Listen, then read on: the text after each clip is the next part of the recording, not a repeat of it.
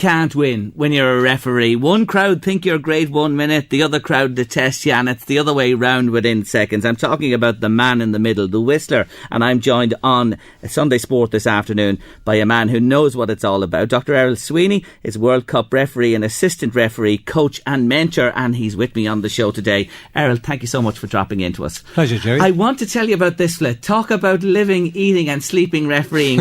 Hold up them cufflinks there. He has a red cufflink in one sleeve of the shirt and a yellow in the other. Oh my. When you watch the game, you must watch it different to the rest of us. Do you look at it through your referee's glasses? Yes, I would, but I'd also obviously look at the match itself, but I would always have an eye on the referees and the assistant referees. They used to be called linesmen, they're now called assistant referees, and what they're doing and where they're positioned. It's in the blood, Jerry. You know, I started refereeing 71. It's over 40 years ago that had been either active in the middle or involved in refereeing in some capacity. Currently, I'm coaching and mentoring. So how do you get rid of 40 years of your life with one clean swoop? You can't. What about the World Cup? And we spoke earlier on, you were listening, I know, to Paul Lennon about the football and what's been happening with it. From a refereeing perspective, how's it been? Look, without answering the question directly, let me go around the back door. The referees are always going to be on a hiding to nothing. Regardless of what happens, they're going to get blamed.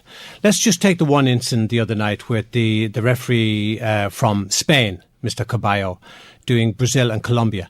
That was always going to be a very difficult match. You were going to get players diving and falling and simulating and wanting the referee to give out yellow cards and so on and so on. That was always going to be that. If the referee had booked from the start, which some are claiming that he should have done, or even sent off, red card, he would have had every single player booked twice over and it wouldn't even be half time.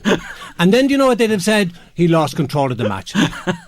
It's very difficult to know whether players are diving and when they're not. Well, maybe that's not strictly true. Yes, you do know, but I think they get away with far, far too much. I think they should be left lying on the ground, regardless of their reputation or who they are. If they dive, and most times they are diving, and Robin is probably one of the biggest. I mean, you can take Suarez when he was at Liverpool as well, and Ashley Young at Man United. These are divers, out and out divers, and I would personally leave them on the ground and I'd just play on, and very soon their own teammates will be at them. Get up because we need you back to defend. But the referees currently, they're damned if they do and they're damned if they don't. Do you think that comes from, or has to, FIFA issue the edicts, FIFA meet with the referees? Are the referees independent of FIFA, or do they have to listen to what FIFA are saying to them? No, they are not independent, and that's my big gripe, and I am now giving you an exclusive. I am calling for an independent referees body, very similar to the judiciary in any country, who are not answerable to the government of the day, so that we as referees would not be answerable to FIFA. Totally separate, independent, run by experienced referees who will make the decisions. And I guarantee you, Jerry, if that happens, you'll see a major change as far as yellow and red cards. And so what if we finish with 7-a-side? So what? It'll only happen once or twice. And then the guys will say, whoops, hold on. But FIFA are in there with their murky little fingers fiddling around with referees. I heard a story, anecdotal, no evidence, but I heard the story, that during the last World Cup in South Africa, which I was at, every referee appointment from the last 16 on had to be put on Sepp Blatter's desk to be approved. Now, I have no proof of it, but that was the word going around. There is more word going around. I'm just spreading rumours, perhaps, so I have no evidence to suggest that this is right or wrong. But I'm putting it out there, and it might explain why some of the refereeing decisions are not perhaps what they should be. That the referees in Brazil, because of the social unrest in the streets at Brazil hosting the World Cup and the amount of money that was being spent on that, and people saying that should have been spent on hospitals and education and housing, you're going to get that anywhere.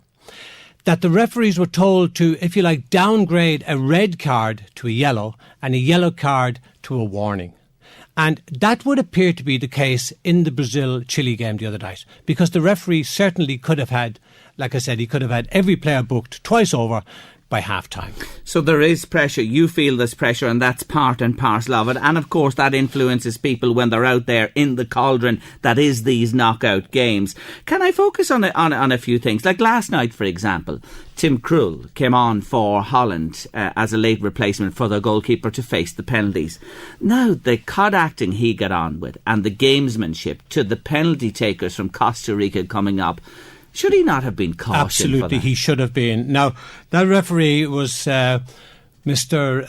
Irmatov from Uzbekistan, who's a good referee and did a good job last night, but there was a couple of little things that he should have and could have and should have pulled up. And certainly that cod acting, as you say, should not have been allowed. I would certainly have warned him first, and if he did it again, I would have booked him. And if he did it again, I would have sent him off. That is very unfair. Now, this brings into focus again this whole respect thing and this whole shaking hands before the game. What a load of nonsense, hypocritical nonsense.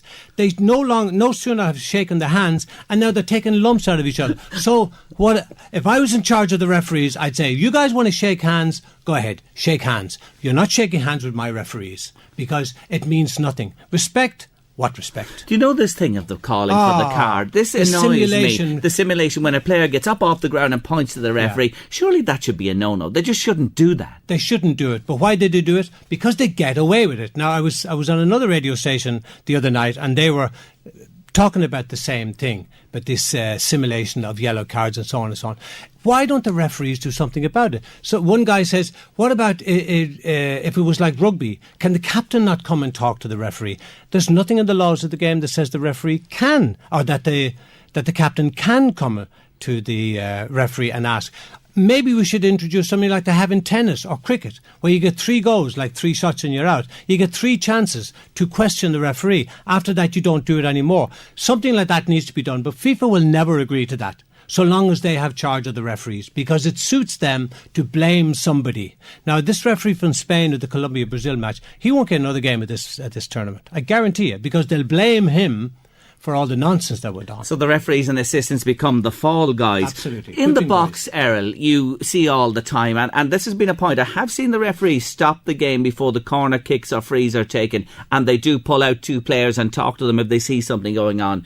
But in reality, Errol, when you look at the replays again, it should either be a penalty or a free out nearly every time that ball goes into the Jerry, box. why did they do it? Why do they actually waste their time doing that? Because no sooner have they gone back to and it starts again. I wouldn't do that. I would let the play go on, and then I'd either give a penalty kick or I'd give a free kick to the defending team. It's one or the other. But the way they're going, Evra from France had his arms around one player, literally pulling him to the ground. Where was the referee? That is ridiculous. Why don't they? Is it a fact that you'd be given so many penalties in a game? Again, like if you issued the cards, you'd be down to 5 aside. Well, one of the guys I'm mentoring at the moment is also on the FIFA list from South Africa. He gave 5 penalties in one game. And he gave 11 penalties in 4 games. And the powers that be said he needs to see a shrink.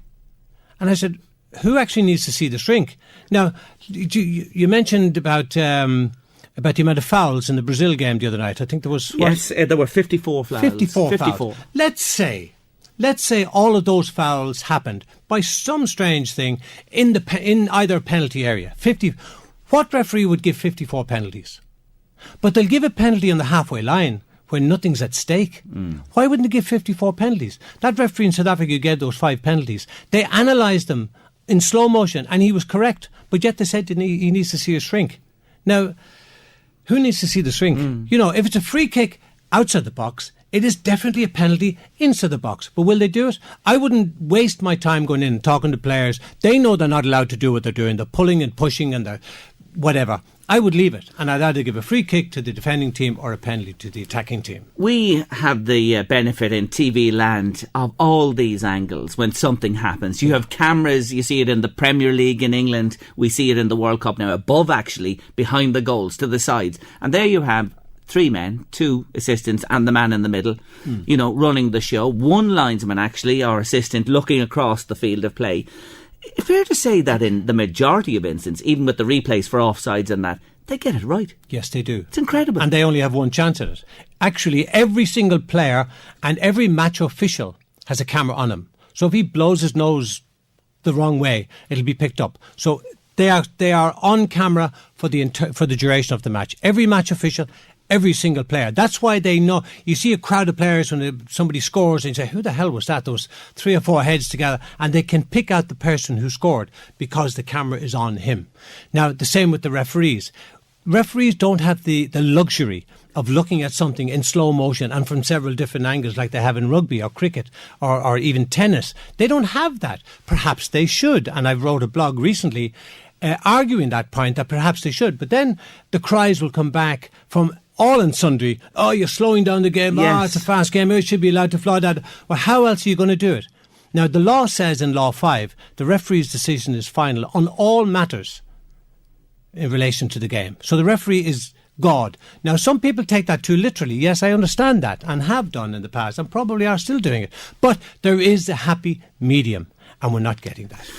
Some new things have happened in the game since you and I spoke last. Yeah. The goal line technology has come in. You welcome that? Absolutely. Big help to everybody. Absolutely, yeah. The spray can, the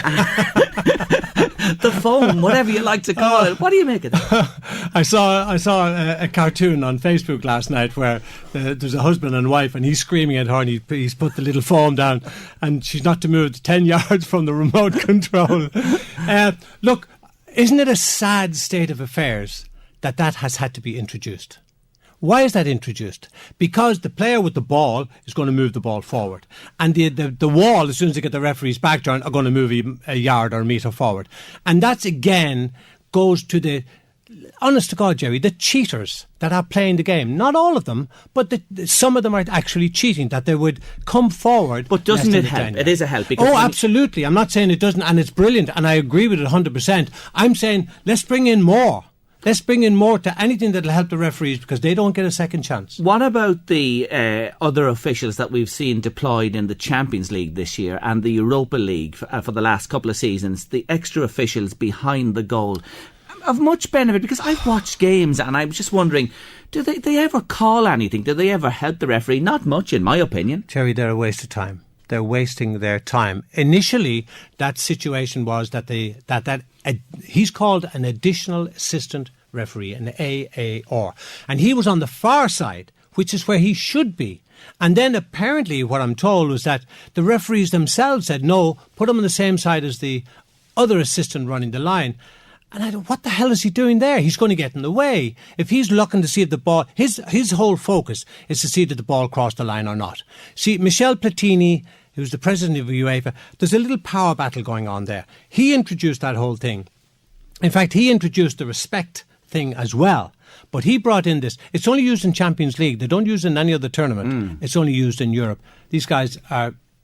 They're not a waste of time, but they shouldn't. Absolutely, yeah. Let's come back to the World Cup before we finish and the final stages. Now, you have the semi-finals and it's interesting. South America against Europe in both of the semi-finals. Indeed. I wanted to ask you this. Let's say it's all South American. Will it be a European referee? And on the other hand, if it's an all-European final, will they go the opposite and take a South American referee? Well, interesting, in the quarterfinals, you had France and Germany, and the referee, Mr. Patana, from Argentina.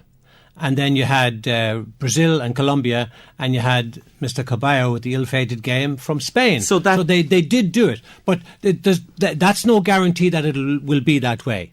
It'll depend on which teams are involved, and they'll look at the referees and see who's best suited for the job. It certainly would never be from the same country, obviously, but there's nothing to stop it from being from the same confederation. So that could happen. Yeah. And will you ever see the day that managers will be allowed, well, they do comment on referees in roundabout ways, although they've quietened them up quite a bit. They don't say much anymore because they'll be in trouble for it. Do you think the referees ever, Errol, should be given an opportunity to talk?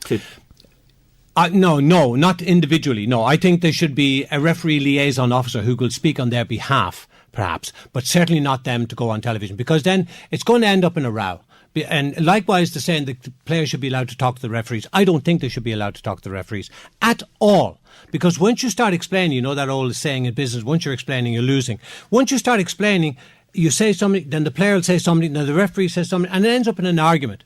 Absolutely not. I wouldn't agree with it. Errol Sweeney, it's been a pleasure. Thank you so much for dropping in. And I know we've got a message from Aziz Mahani. He's in Moscow, but it's not Moscow in Russia. It's Moscow in Idaho. Correct. And he's listening in this afternoon to you. Good afternoon, Aziz. Actually, they're 8 hours ahead of us, so it's only about 8 a.m. in the morning. There you are. He's up at the crack of dawn to have a listen to his mentor. Errol Sweeney, again, thank you so much. And just to mention that Errol is, of course, a World Cup referee, an assistant referee, coach and mentor. Thanks a million. Thanks, Jerry.